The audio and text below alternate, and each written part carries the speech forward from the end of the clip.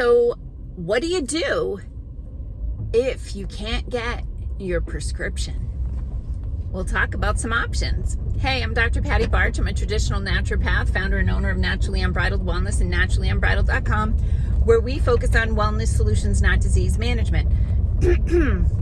Excuse me. This is Down the Ridge with Dr. Patty. This is not medical advice. It's for entertainment purposes only. Nothing I say is true. Don't listen to me.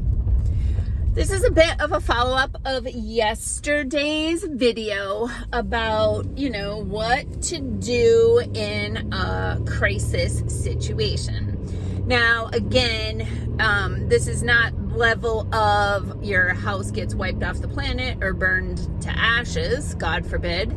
But more so like what happens if your prescription is not available because of supply chain issues. Some people have not been aware that there is a dock workers strike. And what that means is all of the eastern ports from Maine really to Texas are on strike, are closed, are not receiving barges, taking product off barges and loading barges and sending them back away. Why is this a problem? We are the most medicated country in the world. We consume a massive percentage of the global pharmaceuticals are consumed in the United States. However, most of them are not produced in the United States. Most prescriptions are produced in factories elsewhere. India, for example, makes a lot of pharmaceuticals. China makes a lot of pharmaceuticals. So what happens if the ports are closed and the supply of prescriptions is interrupted? God help us when everybody runs out of their citalopram, okay? So what I wanted to do with this video is just talk about some substitutions. Again, not medical advice. Nothing I say is true. Don't listen to me. All right? So I was thinking about some of the top prescriptions and some of the substitutes for them in a crisis situation. I'm just going to start with statins and tell you, nobody's going to die from a statin deficiency ever, right? Statins are a scam. I've talked about this before. If you want to do a deep dive on why statins do more harm than good and don't have any positive impact on health outcomes, look into the work of Dr. Aseem Malhotra. Fantastic cardiologist, amazing books about statins. So check into that. Don't worry, if you run out of your statin, you're not going to drop dead. Okay, blood pressure medicine, you might drop dead. So what do you do if you can't get your blood pressure medication? This one's tricky because some of them are actually addictive, biologically, physiologically addictive, and you have to taper off of them. So I would say if your supply starts to dwindle and it's not looking like your pharmacy is going to have refills for you, working on an alternative schedule rather than every day or twice a day, skip a dose here and there or stretch a dose here and there to try to, stretch your supply while you're integrating another option. So one of my first go-tos for blood pressure is simply magnesium glycinate. We have that at my office under the label Calm. And that can be, magnesium is a vasodilator, and some people's hypertension is just simply a magnesium deficiency. Other people respond better to potassium, which we also have in stock, or you can do, a multi-mineral supplement like Spectralite. Those are some nutritive options. We can also look at things like nitric oxide, which is a vasodilator. And then we have some formulations in the office that are specifically formulated for high blood pressure, like HTN Supreme. So there are natural natural options for blood pressure support.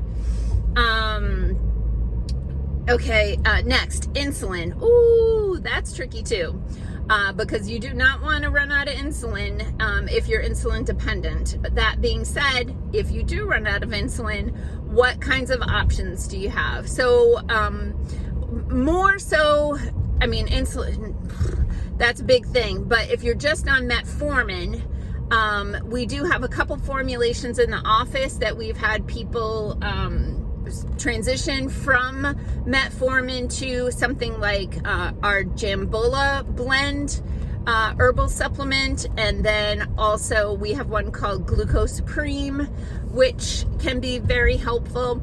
And then we can look at things like inositol, which is a B vitamin, which can also be helpful for blood sugar balancing. Again, you know, we would normally do a consultation to make a recommendation, but I'm just talking about crisis type, you know, if you can't get your prescription, what are you going to do?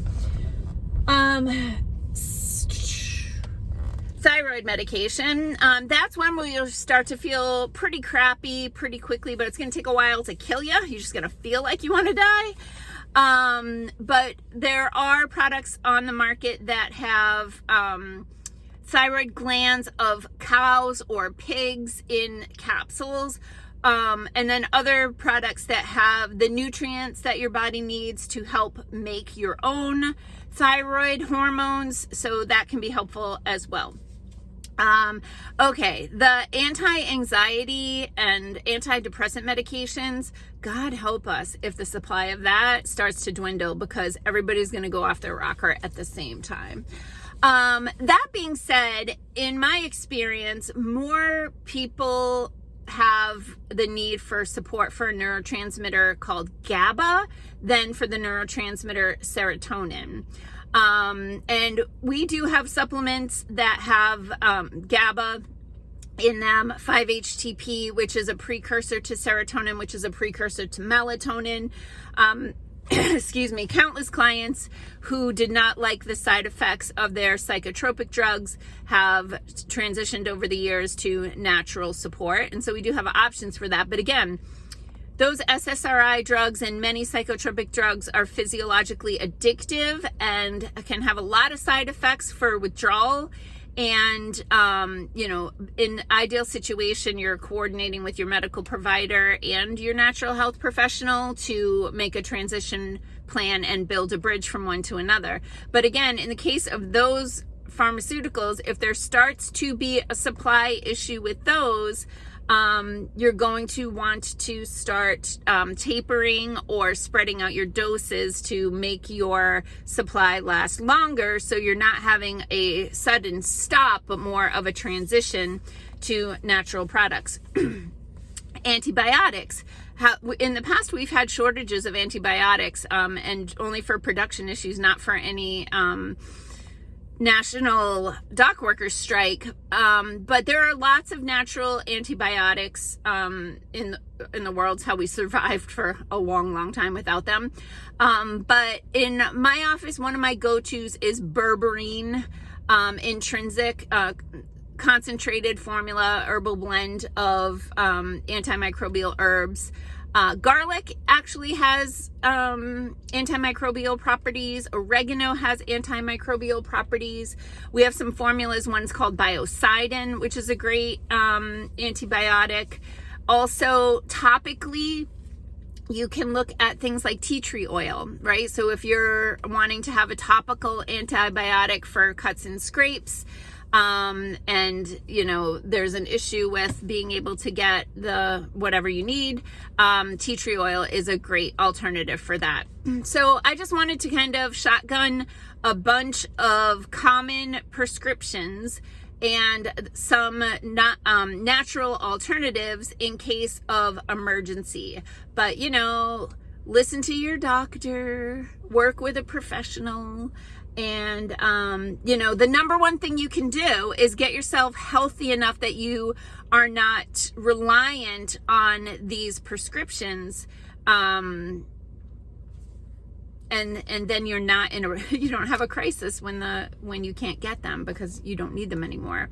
So that's it for now. Peace out, peeps. Have a healthy day.